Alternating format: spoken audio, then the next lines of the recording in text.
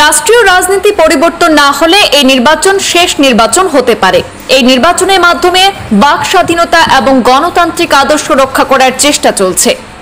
আজ করিমগঞ্জ লোকসভা আসনে কংগ্রেস প্রার্থী হাফিজ রশিদ আহমদ চৌধুরীর সমর্থনে বক্তব্য রাখতে গিয়ে এমনই মন্তব্য করলেন সাংসদ গৌরব গগৈ। যদি রাজনৈতিক পরিবেশ সলনি নহয়, ৰাষ্ট্ৰীয় ৰাজনৈতিক পৰিৱেশৰ ভিতৰত সলনি নহয়, এইটো আমাৰ জীৱনৰ অন্তিম নিৰ্বাচন। আজি এই নিৰ্বাচন জৰিয়তে আমি নিজৰ বাক স্বাধীনতা ৰক্ষা কৰিবলৈ বিচাৰিছোঁ। এই নিৰ্বাচনৰ জৰিয়তে আমি নিজৰ গণতান্ত্ৰিক আদৰ্শ ৰক্ষা কৰিবলৈ বিচাৰিছোঁ। এই নিৰ্বাচনৰ জৰিয়তে বিজেপি যে অহংকাৰী শাসন চলাই আছে তাৰ পৰা আমি মুক্তি বিচাৰিছোঁ। কালীগঞ্জে বিশাল নির্বাচনী জনসভায় সাংসদ গৌরব গগৈ এআইইউডিএফ এবং বিজেপির তীব্র সমালোচনা করেন। তিনি বলেন, বিজেপি চায় নিজের ঘরে ভেতরে ভোট বিভাজন। দিল্লিতে বিজেপির বিরুদ্ধে কথা বলতে হলে নিজের সতীর্থের প্রয়োজন, আর এই সতীর্থের জন্য আজ করিমগঞ্জে এসেছেন বলে মন্তব্য করেন গৌরব গগৈ। এই নির্বাচনের মাধ্যমে বাক স্বাধীনতা এবং গণতান্ত্রিক আদর্শ রক্ষা করার চেষ্টা চলছে। নির্বাচনের সাথে সকলের ছেলেমেয়ের ভবিষ্যৎ জড়িয়ে রয়েছে বলে দাবি করলেন সাংসদ গৌরব গগৈ। সদনৰ ভিতৰত আমাক উপযুক্ত মানুহ লাগে। সদনৰ ভিতৰত আমাক এনেকুৱা মানুহ লাগে যি কথা যুক্তিপূৰ্ণ কথাবোৰ কয়, যি কথাবোৰ কোৱা আগত অলপ অধ্যয়ন কৰে, যিজনৰ কথাত অলপ বজন আছে, ৱেইট আছে। আৰু সেইকাৰণে মই ভাবোঁ যে কৰিমগঞ্জ লোকসভা সমষ্টিৰ ভিতৰত আটাইতকৈ উপযুক্ত প্ৰাৰ্থী হৈছে আমাৰ হাফিজ আব্দুল ৰাছিদ চৌধুৰী। শিক্ষিত মানুহ, ৰাজনৈতিকভাৱে অনুভৱী মানুহ, আৰু আমাৰ কংগ্ৰেছ দলক যোগদান কৰি আমাৰ কংগ্ৰেছ দলৰ আদৰ্শ এতিয়া প্ৰচাৰ কৰিবলৈ আৰম্ভ কৰিছে। মই ধন্যবাদ জ্ঞাপন কৰিছোঁ যে আমাৰ দলৰ নেতৃত্ব হাফিজ সাহেবৰ নাম আগুৱাই লৈ যোৱাৰ পিছত আমাৰ গোটেই আমাৰ দলৰ সংগঠন তেখেতক সমৰ্থন জ্ঞাপন কৰিছে। মই প্ৰত্যেক আমাৰ মণ্ডল কংগ্ৰেছ, প্ৰত্যেক ব্লক কংগ্ৰেছ, প্ৰত্যেক জিলা কংগ্ৰেছ, প্ৰত্যেক আমাৰ প্ৰাৰ্থীসকল যিসকলে টিকেট বিচাৰিছিল, মই সবকে এই মঞ্চৰ পৰা ধন্যবাদ জ্ঞাপন কৰিছোঁ। সকলৰ চেষ্টাৰ কাৰণে আজি এটা ভাল পৰিৱেশ কৰিমগঞ্জৰ ভিতৰত হৈছে। এতিয়া মাত্ৰ 2 দিন আছে আমাৰ হাতত। এই 2 দিনৰ ভিতৰত আমাৰ একতা দুৰ্বল হ'ব নালাগে। এই 2 দিনৰ ভিতৰত আমি জিৰণি ল'ব নালাগে। এই 2 দিনৰ ভিতৰত এতিয়াও আমি চুকে কোণে গৈ আমি মানুহক বুজাব লাগে যে কিয় অহা 26 তাৰিখে হাতৰ চিনাপত ভোট দিব লাগে। তো মই আশা কৰোঁ যে আজি এই সভাখন সমাপ্ত হৈ যোৱাৰ পিছত আপোনালোকে নিজৰ নিজৰ অঞ্চলত গৈ মানুহক বুজাব যে এই নিৰ্বাচন এটা সাধাৰণ নিৰ্বাচন নহয়। এইটো হ'ব পাৰে আমাৰ জীৱনৰ অন্তিম নিৰ্বাচন।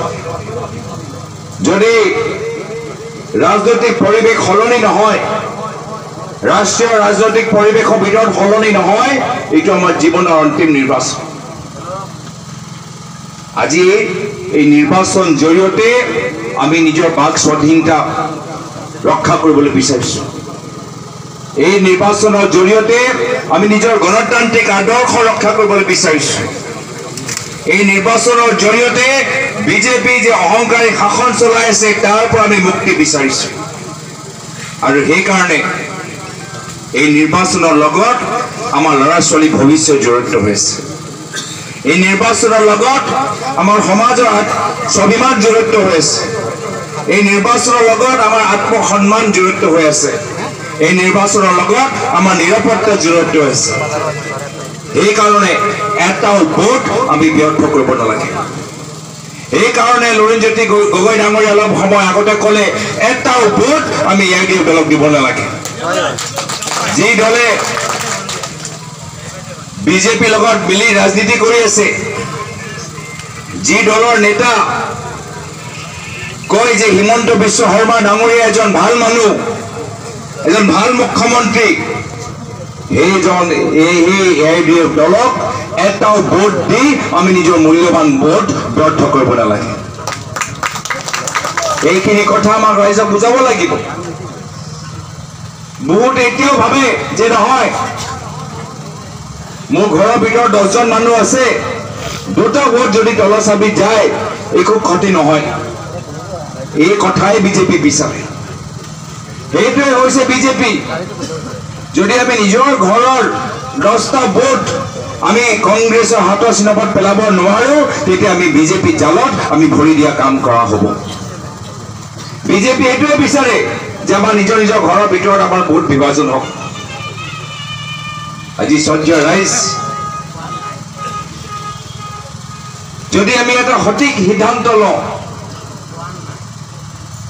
সকলে যদি অহা 24 তাৰিখে হাতৰ চিনাপত ভোট দিয়ে, আমি এনেকুৱা এজন সাংসদ পাম যিজনৰ দিল্লী উঠিলে আপোনালোকে গৌৰৱ অনুভৱ কৰিব পাৰে। আৰু সেইকাৰণে মই আজি আপোনালোকৰ ওচৰত আহিছো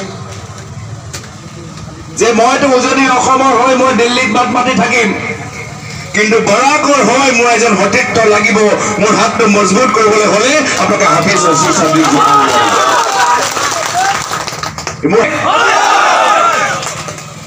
নহলে দিল্লীত মোক সহায় লাগিব।